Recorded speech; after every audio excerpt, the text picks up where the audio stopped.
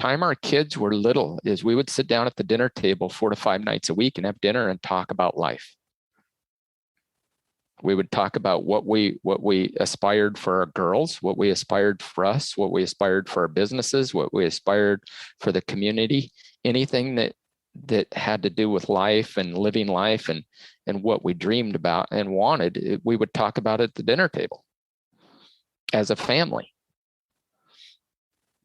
And that included finances, not only finances, but it included death. We would talk about, if something ever happened to one of us. That came to fruition when Heather did pass away. So everything we talked about at the dinner table, our dreams, our goals, what we wanted to accomplish, we accomplished. Wow.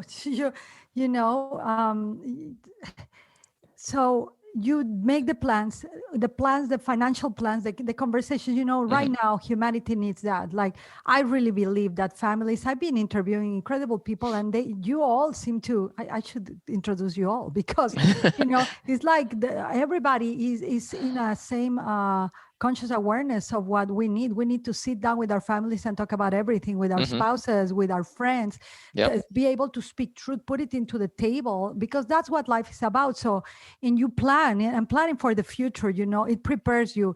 It doesn't rescue you from like big storms that are going to come, but at least you are prepared. You have leverage. And people don't understand that. So tell me, I don't know if this is a topic you want to talk, but, I can't, in a way, you said, you were sitting with your wife to prepare for the future in case something will happen, and then she passed. So how did she pass? What happened? And just briefly, just to honor that the transition that it's part of your life mission now. I can feel her through you, her presence of you carrying on a mission in her honor as well. Well, and that's, part of our dinner table conversations and things we would talk about. Number one is, we accomplished my life or my childhood dream of becoming a millionaire. By the time we were in our 40s, we were debt free and millionaires. And here's the funny thing about that is we were well worth over $1 million before I even realized that we were millionaires. Oh, I love that. But because we were working our plan, we were working our plan and our goals, and we would talk about them and dream about what we wanted for the family. And like I said, everything we did talk about and dream about, we accomplished. We wanted our girls to go to private college universities. They went. They graduated debt free. I was able to pay for their college. I was able to pay for both of them to travel the world and get worldly experiences. They both now, my oldest will be 27 tomorrow. She just got married 3 weeks ago to an amazing young man. Oh, happy birthday. Yeah. She owns her and her husband own a home in Oregon and are doing absolutely wonderful. My youngest daughter's 24. She lives in Nashville. She owns her own home. She's doing real estate and just loving life and doing amazing. Both my daughters are debt free. Both of them have money put away. They live on a budget. It's things that we talked about as a family before my wife passed away. Wow. And like I said, as far as, the question you asked just a minute ago, we would talk about death even at the table too. We talked about if something ever happened to us, what would we do? She passed away. We were out on a boat in the San Juan Islands, which is absolutely one of the most beautiful places in the world. And we were on a boat with some other friends and her heart stopped. Yes. They were able to get her revived, get her back to the hospital. And then she ended up passing away the next morning about 1:30. Yeah.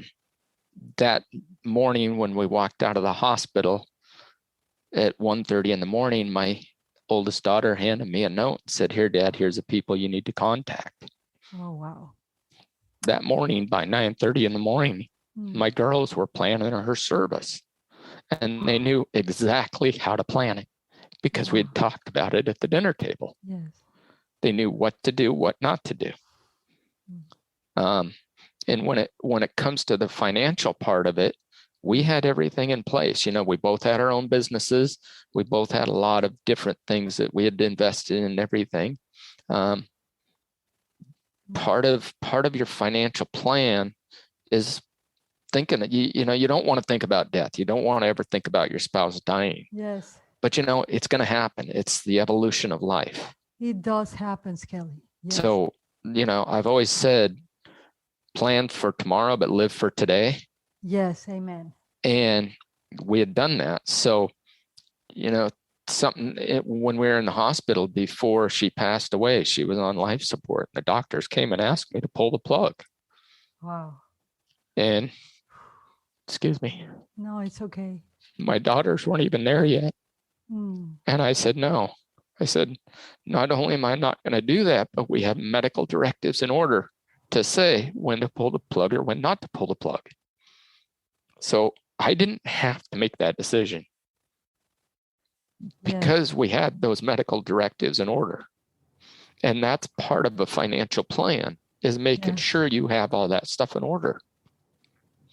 And then once she did pass away, I went into our attorney who does all our estate planning.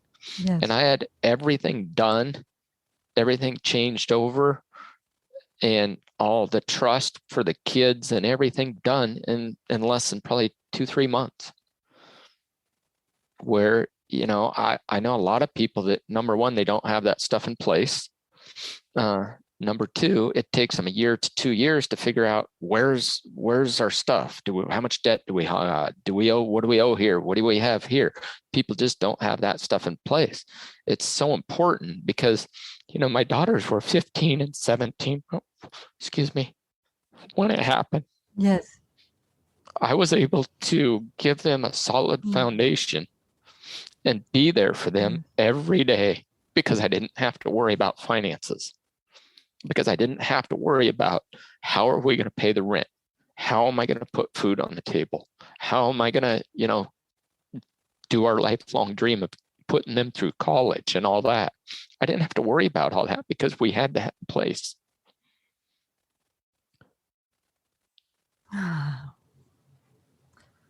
Kelly, it's, that, as you know, that is very near to me, right? Yeah. It's, it comes sudden, and that's what people don't understand, how important it is to prepare. And I love, now when you say when you were a little boy and you had God put into your heart, God, the universe, however people want to call it, you want to be a millionaire, and you said, I want to be a millionaire, and you said, I don't know why. Right. It prepared you to be such an extraordinary present father for your daughters, and to be able to serve that storm, because that storm, I died and rebirthed, or, had an near-death experience, as at 17. Yeah. At the age that your daughters lost their mother, I died. Right? So in a way, I can understand you, because my dad, his pain and his tears were like, the possibility of his daughter dying. So I've been in the side of, the dead, and I'm right now on the side of the living. But I think that when people hear that your mission was to become a millionaire, please, everybody, when you have a dream or a goal or a mission, don't judge it as why do I focus on money? You never know. You were prepared for this. Yes, I was prepared for her passing. Wow, it's tough, but it's tough. It is. It is. It's real.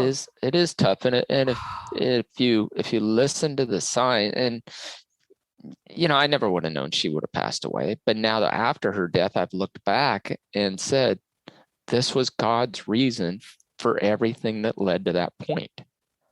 Yes, absolutely. And clear back to when I quit drinking. I had to look in the mirror. I had to look in the mirror and say, is this who you really want to be? And it was, no, it's not who I want to be. So I had to make changes within myself. And then things happened in my business before Heather's death that I had to do the same thing. In 2008, when the economy crashed, my company was a union company, and we dropped out of the union, and we got hit with a $500,000 pension liability notice.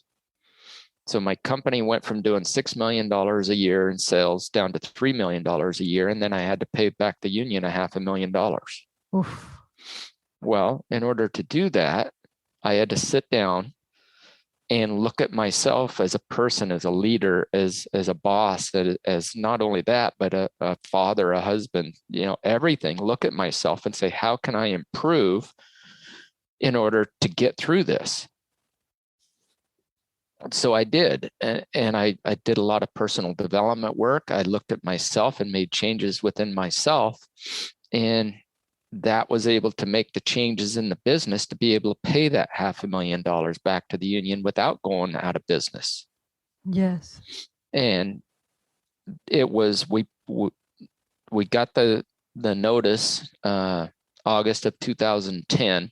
We had 3 years to pay it off, but we were able to pay it off June of 2012. And then it was September when my wife passed away. Wow. So we go 2 years of figuring out how we're going to get through this in the business and make everything stable. We get through it, everything's stable for 2-3 months, and then my wife suddenly passes away. Oh my goodness.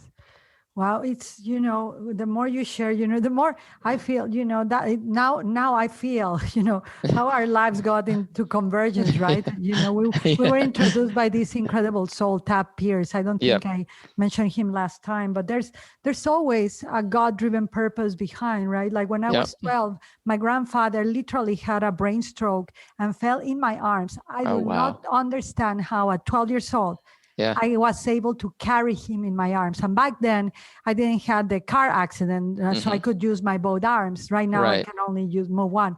But I carry him, and that moment of facing death because he died, right? But I was carrying him in my arms, and I saw the eyes, and it prepared me for when I face death myself. The difference. So Kelly, let's move into, you go through this incredible storm, rite of passage, challenge, and it strengthens you like a father and like a leader. And now, I really hope that people pay attention to what you are about to say when I ask you. So you embark in really being a teacher and kind of bringing this message of preparation financially to humanity. So tell me first, before I ask you about the financial workshops that you do, you write this book, not by the book. Never by the book. Never by the book. Tell me about it. Tell me. I love that. I mean, just the title. I'm like, I gotta befriend this person. How? Why and how? What is this about? Well, never buy the book. Number one, it doesn't mean I don't want people to buy the book. Exactly. It's my Spanglish. It's my accent. Never BY, everybody. Never BY the book. Yeah. The book, exactly. Yeah.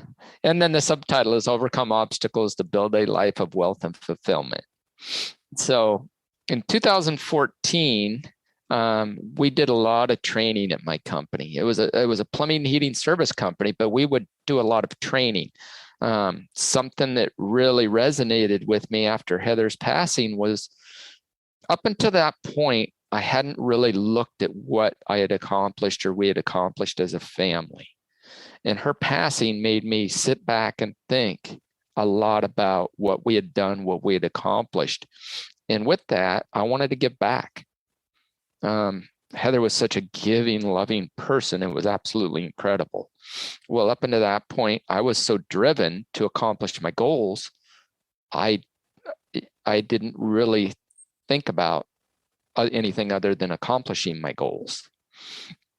Her passing made me look at everything, and so I wanted to give back. So we did a lot of training at our company, and not just technical training, but sales training, customer service training, and personal development training.